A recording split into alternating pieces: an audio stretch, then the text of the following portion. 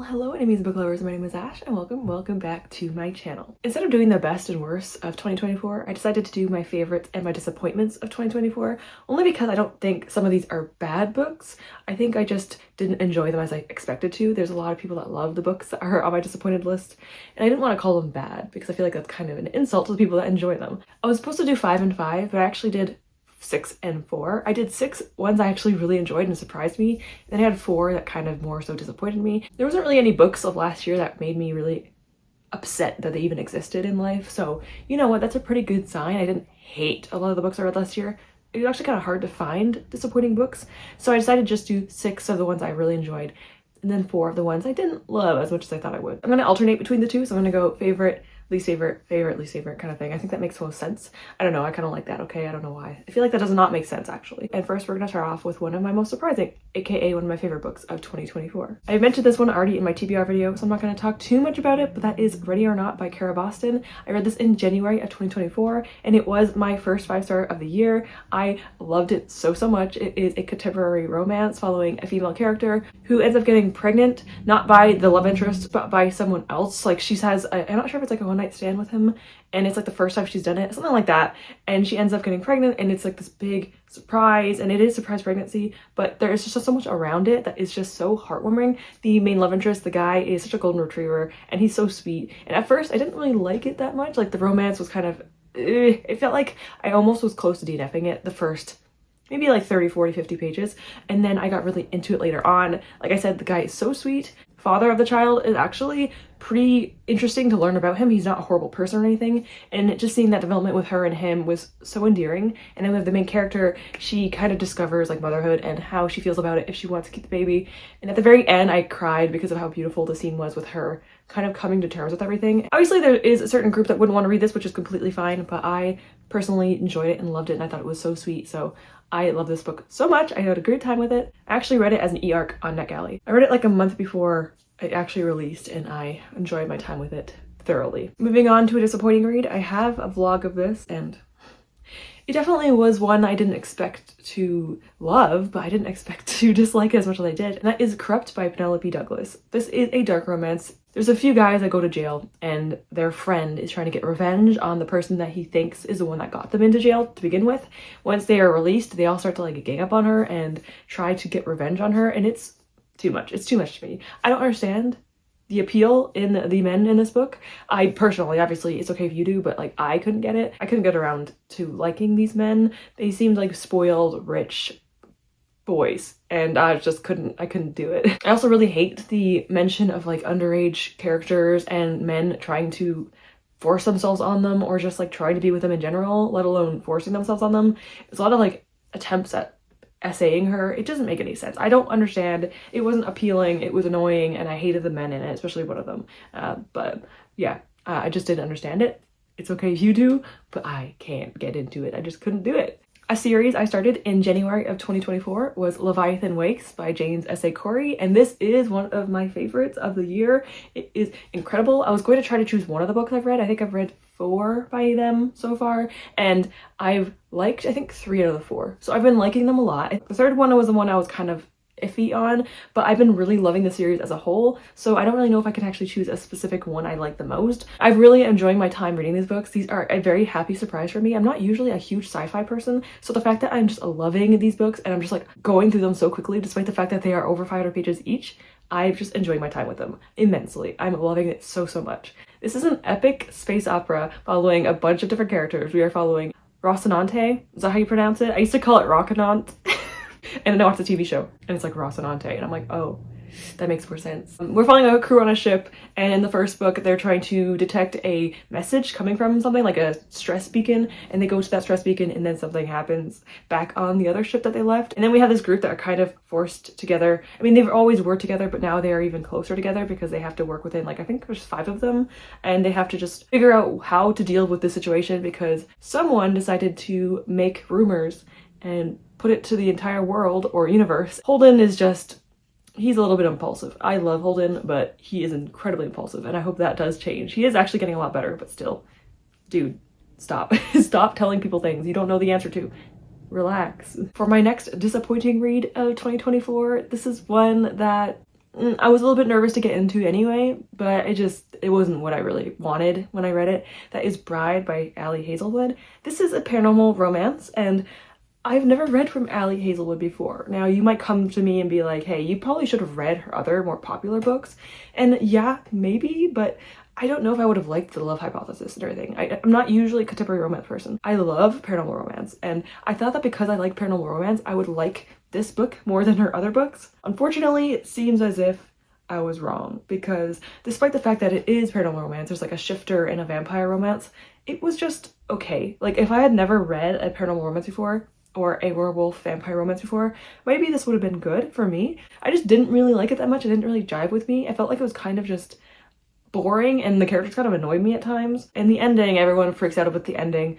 Listen, I have read Omegaverse. I have read things since I was a teenager on fan fiction.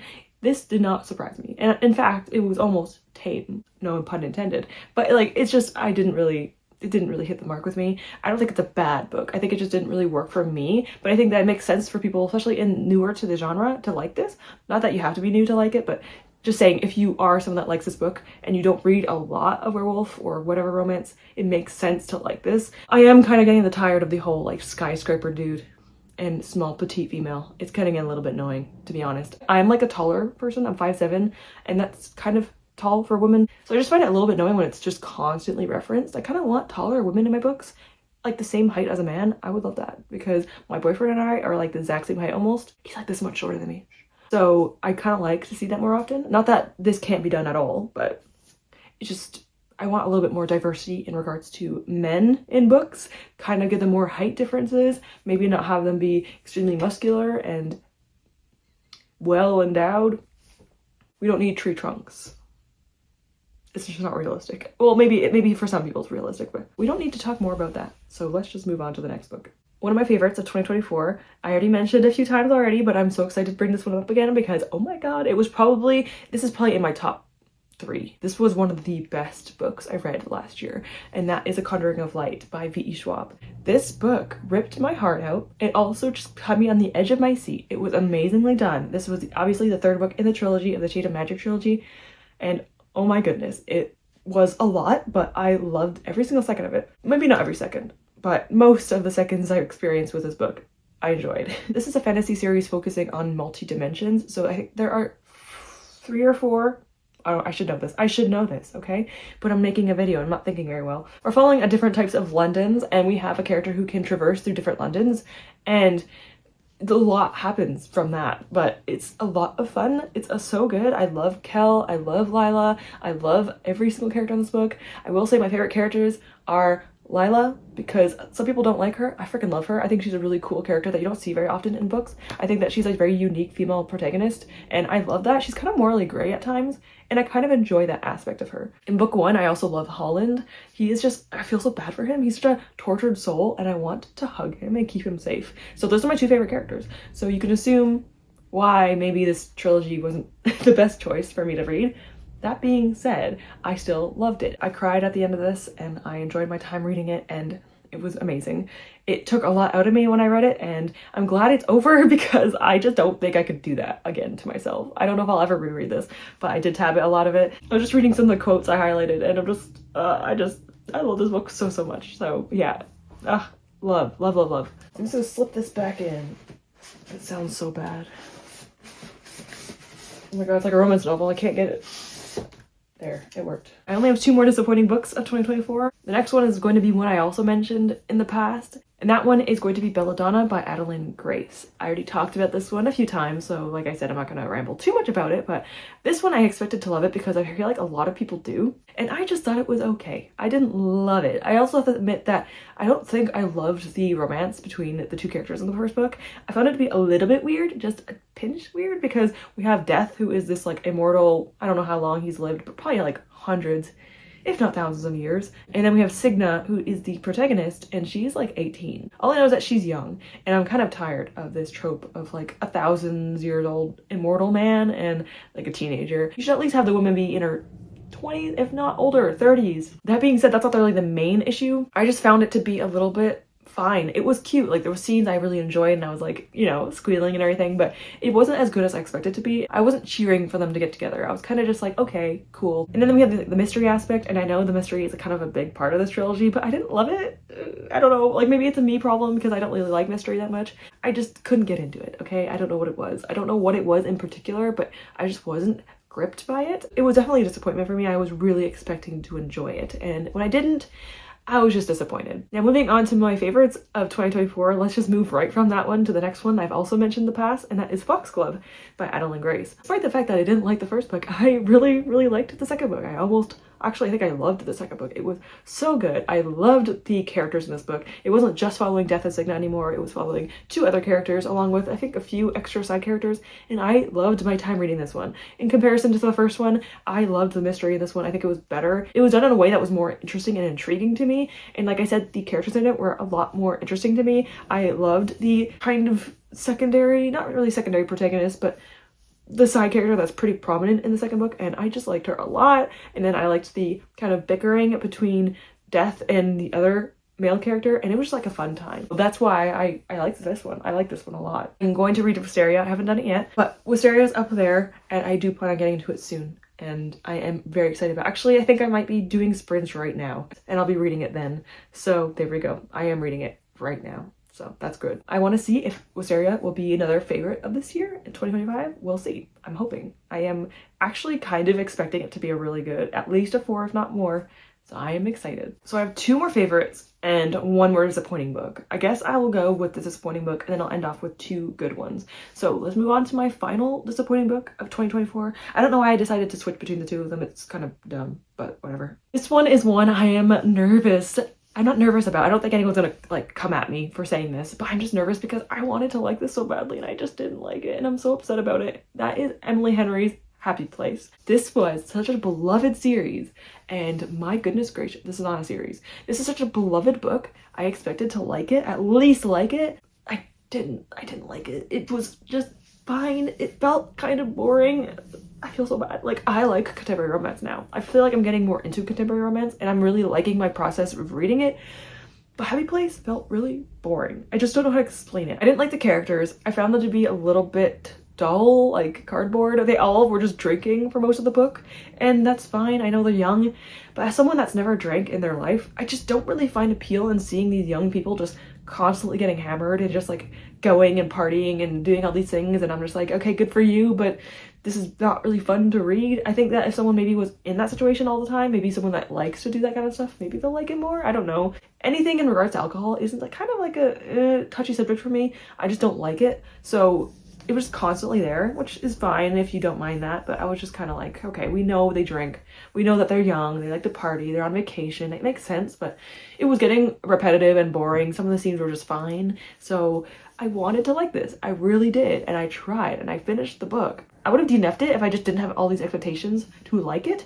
I was just anticipating the fact that I might like it eventually, and I just didn't. I did like the male protagonist. I don't remember much about him, because like I said, I didn't like the book, so I don't remember a lot of what happened in it, but I liked the male protagonist. I forgot why I liked him.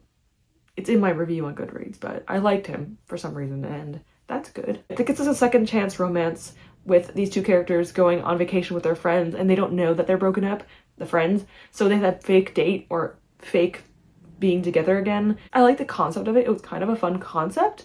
I think the execution though just was not exactly what I expected. Maybe the writing style wasn't for me either.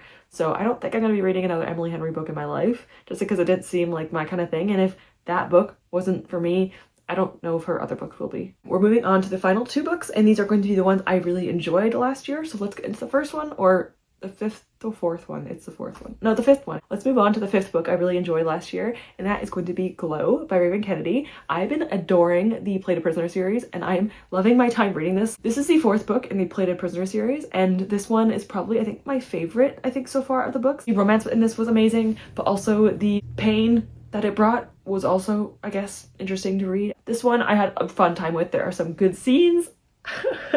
The carriage scene was immaculate. I just loved it so much. The romance in this is so good. The pining, not even the pining, it's just more like the the ripping your heart out, where there's scenes where they're ripped apart from each other, and just the anguish and just wanting them to be together, and then when they are, and then things happen again, and I'm just like, please, Raven Kennedy, give them and me a break. Loving my time with the series. I cannot wait to finish it. There's only 2 books left I have to read, and I'm just loving it so much. It's just good romance, it's good steam. Regardless, I am enjoying the series. I really loved Glow, and it's definitely one of my favorites because I just had an amazing time reading it. It's one of those books that's just easy to consume and read. They're pretty big, and I think they get bigger. Of course they do. So pray for me. The last book I have on my list is actually one that was a pretty big surprise for me. Now this one's here because I don't even think I mentioned it or talked about it at any point during my channel. I think I taught it in a TBR video, but I never actually talked about it. And this is Imogen, obviously, by Becky Ebertali. This one, like I said, is a big surprise to me. I didn't actually expect to like it as much as I did. And this was so sweet and wholesome. This is a YA romance between 2 female characters. It was so sweet. Imogen goes to school and she wants to fit in with her queer friends, and so she says that she dated her friend in the past, which she didn't. And this kind of causes a bit of issues because they think that she is queer and she's not, at least not at this point. She thinks that she's straight, and so she feels guilty about saying this, and she actually doesn't feel that way. But then there's someone in the group who she starts to have feelings for, and she realizes that maybe she isn't straight, and she comes to terms with her own preferences. And it's really sweet to read, and it actually gave me a similar vibe to myself. Someone recommended this to me. I don't know who it was years ago, but they said that this book might actually mean something to me because I said a story about how I felt and how I grew to my own sexuality, and they told me that I should try this, and I did try it and I loved it. So I don't know who that person was, but they recommended this to me, and I appreciate it so much because I loved it so much. So thank you for recommending this to me. It was amazing. I loved the representation in this, and just it was amazing. So with that being said, those are the 10 books I put to my list. I know it was a bit confusing because I had 6 and 4, but I wanted to express more of my love for the books I enjoyed rather than the ones I was more disappointed in. I did obviously have some disappointments, but I still loved my time reading in 2024. I don't think it was like the strongest year for books for me, but I just want to like books more. I want to love my books I read, and I want to DNF if I want to, and just not feel like I'm forcing myself to get through books. I feel like sometimes I do that to myself, and I need to not do that. I'm going to try my best to just read books I want to read, and hopefully I find more favorites because of that. If you have any books that you think I would enjoy, if you have any books that you want to talk about, ones that you were disappointed in, ones that you loved, ones that are your favorites, let me know in the comments below if you want to. And if not, put your favorite pink emoji down below. I like the sakura flower, so that would probably be the one I would put, even though it's not like I'm going to comment on my own video. So with that, I'm going to finish the video off here. Thank you so much for watching. Thank you for 900 subscribers now. Mind boggled. I'm so appreciative of it, and I don't even know what to say. So thank you so much for watching. I hope you have a great day. Hope you read some amazing books this year, and I hope to see you all soon. Goodbye, everyone.